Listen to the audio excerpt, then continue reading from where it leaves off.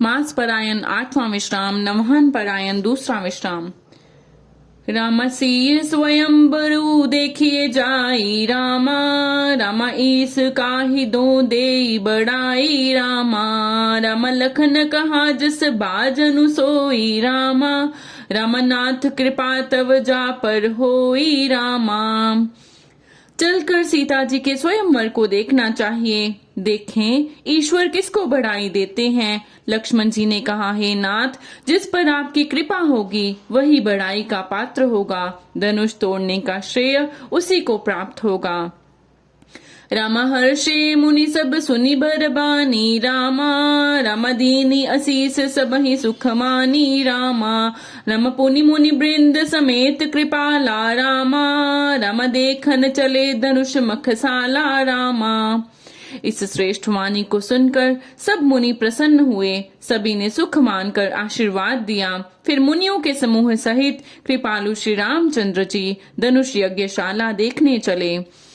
राम रंग भूमि आए दो भाई रामा, राम असि सुधि सब पुरबासिन पाई रामा, राम चले सकल ग्रह काज बिसारी रामा, राम बाल जुबान जरठ नर नारी रामा। दोनों भाई रंग भूमि में आए हैं, ऐसी खबर जब सब नगरवासियों ने पाई तब बालक, जवान, बूढ़े, स्त्री, पुरुष सभी घर और कामकाज को बुलाकर चल दिए। राम देखी जनक भीर बैबारी रामा, राम सुचि सेवक सब लिए हंकारी रामा, राम तुरत सकल लोगन पहि जाहू रामा, राम आसन उचित देहु सब काहू रामा। जब जनक जी ने देखा कि बड़ी भीड़ हो गई है तब उन्होंने सब विश्वास पात्र सेवकों को बुलवा लिया और कहा, तुम लोग तुरंत सब लोगों के पास जाओ और सब किसी को यथा योग्य आसन दो। कह मृदु वचन विनीत तिन बैठारे नर नारी, उत्तम मध्यम नीच लघु निज निज थल अनुहारी। उन सेवकों ने कोमल और नम्र वचन कहकर उत्तम, मध्यम, नीच और लघु सभी श्रेणी के स्त्री पुरुषों को अपने अपने योग्य स्थान पर बैठाया। राम राज्य कुंवर ते ही अवसर आए रामा, राम मनहु मनोहरता तन छाए रामा, राम गुण सागर नागर बर बीरा रामा, राम सुंदर श्यामल गौर शरीरा रामा। उसी समय राजकुमार राम और लक्ष्मण वहां आए। वे ऐसे सुंदर हैं मानो साक्षात मनोहरता ही उनके शरीरों पर छा रही हो। सुंदर सांवला और गोरा उनका शरीर है। वे गुणों के समुद्र, चतुर और उत्तम वीर हैं। राम राज समाज बिराजत रूरे रामा, राम उडगन बहुजनु जुग बिदु पूरे रामा, राम जिनके रही भावना जैसी रामा, राम प्रभु मूर्ति तिन देखी तैसी रामा। वे राजाओं के समाज में ऐसे सुशोभित हो रहे हैं मानो तारागणों के बीच दो पूर्ण चंद्रमा हों। जिनकी जैसी भावना थी प्रभु की मूर्ति उन्होंने वैसी ही देखी। राम देखे रूप महारन दीरा रामा, राम मनहु वीर रसुधरे शरीरा रामा, राम डरे कुटिल नृप प्रभु निहारी रामा, राम मनहु भयानक मूर्ति भारी रामा। महान रणधीर राजा लोग श्री रामचंद्र जी के रूप को ऐसा देख रहे हैं मानो स्वयं वीर रस शरीर धारण किए हुए हो। कुटिल राजा प्रभु को देखकर डर गए मानो बड़ी भयानक मूर्ति हो। राम रहे असुर शल शोनिप बेशा रामा, राम तिन प्रभु प्रगट काल सम देखा रामा, राम पुरबासिन देखे दो भाई रामा, राम नर भूषण लोचन सुखदाई रामा। छल से जो राक्षस वहां राजाओं के वेश में बैठे थे उन्होंने प्रभु को प्रत्यक्ष काल के समान देखा। नगर निवासियों ने दोनों भाइयों को मनुष्यों के भूषण रूप और नेत्रों को सुख देने वाला देखा।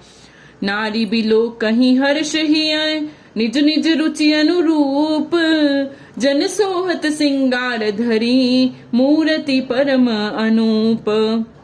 स्त्रियां हृदय में हर्षित होकर अपनी अपनी रुचि के अनुसार उन्हें देख रही हैं। मानो श्रृंगार रस ही परम अनुपम मूर्ति धारण किए सुशोभित हो रहा हो। विदूषण प्रभु विराटमय दीसा, बहुमुख कर पग लोचन सीसा, जनक जाति अवलोकहि कैसे, सजन सगे प्रिय लागहि जैसे। विद्वानों को प्रभु विराट रूप में दिखाई दिए, जिसके बहुत से मुंह, हाथ, पैर, नेत्र और सिर हैं। जनक जी के सजातीय कुटुंबी प्रभु को किस तरह कैसे प्रिय रूप में देख रहे हैं, जैसे सगे सजन संबंधी प्रिय लगते हैं। सहित विदेह बिलोकहि रानी, शिशु संप्रीति न जाति बखानी। जोगिन परम तत्वमय भाषा, शांत शुद्ध सम सहज प्रकाशा। जनक समेत रानियां उन्हें अपने बच्चे के समान देख रही हैं। उनकी प्रीति का वर्णन नहीं किया जा सकता। योगियों को वे शांत, सुंद, शुद्ध, सम और स्वतः प्रकाश परम तत्व के रूप में दिखे। हरि भगतन देखे दो भ्राता, इष्ट देव इव सब सुख दाता। राम ही चित्व भाई जेहि सिया, सो स्नेह सुख नहीं कथनिया। हरि भक्तों ने दोनों भाइयों को सब सुखों के देने वाले इष्ट देव के समान देखा। सीता जी जिस भाव से श्री रामचंद्र जी को देख रही हैं, वह स्नेह और सुख तो कहने में ही नहीं आता।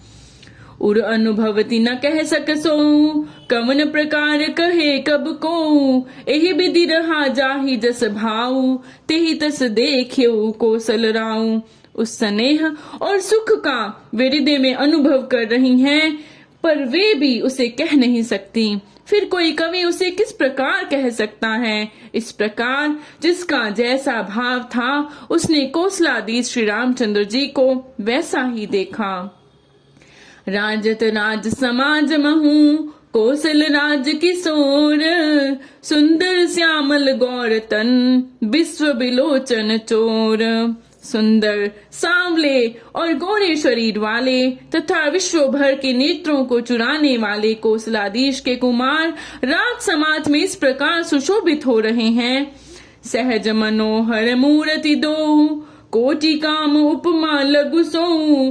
शरद चंद निंदक मुखनी के, नीरज नयन भाव तेजी के। दोनों मूर्तियां स्वभाव से ही बिना किसी बनाव श्रृंगार के मन को हरने वाली हैं। करोड़ों कामदेवों की उपमा भी उनके लिए तुच्छ है। उनके सुंदर मुख शरद पूर्णिमा के चंद्रमा की भी निंदा करने वाले, उसे नीचा दिखाने वाले हैं, और कमल के समान नेत्र मन को बहुत ही भाते हैं। चितवनी चारु मार मनुहरनी, भावती हृदय जाति नहीं बरनी। कल्क पोल श्रुति कुंडल लोला, चिबुक अदर सुंदर मृदु बोला।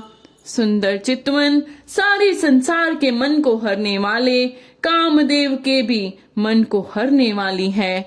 वह हृदय को बहुत ही प्यारी लगती है, पर उसका वर्णन नहीं किया जा सकता। सुंदर गाल हैं, कानों में चंचल झूमते हुए कुंडल हैं। ठोड़ी और अदर ओठ सुंदर हैं, कोमल वाणी है। कुमुद बंधु कर निंदक हासा, ब्रिकुटी बिकट मनोहर नासा। भाल बिसाल तिलक जल काही, कच बिलो की अली अवली लजाही। हंसी चंद्रमा की किरणों का तिरस्कार करने वाली है। बोहें टेढ़ी और नासिका मनोहर है। ऊंचे चौड़े ललाट पर तिलक झलक रहे हैं, दीप्तिमान हो रहे हैं। काले गुंगराले बालों को देखकर भोरों की पंक्तियां भी लज्जा जाती हैं। पीत चौतनी सिरन सुहाई, कुसुम कली बिच बीच बनाई। रेखे रुचिर कंबुकल गीवा, जन त्रिभुवन सुषमा की सीमा। पीली चौकोनी टोपियां सिर पर सुशोभित हैं, जिनके बीच बीच में फूलों की कलियां बनाई हुई हैं। शंख के समान सुंदर गोल गले में मनोहर 3 रेखाएं हैं, जो मानो तीनों लोकों की सुंदरता की सीमा को बता रही हैं। कुंजर मणिकंठा कलित, उरिन तुलसी का माल। वृषभ कंद के हरिठवनी, बलनिधि बाहु विशाल।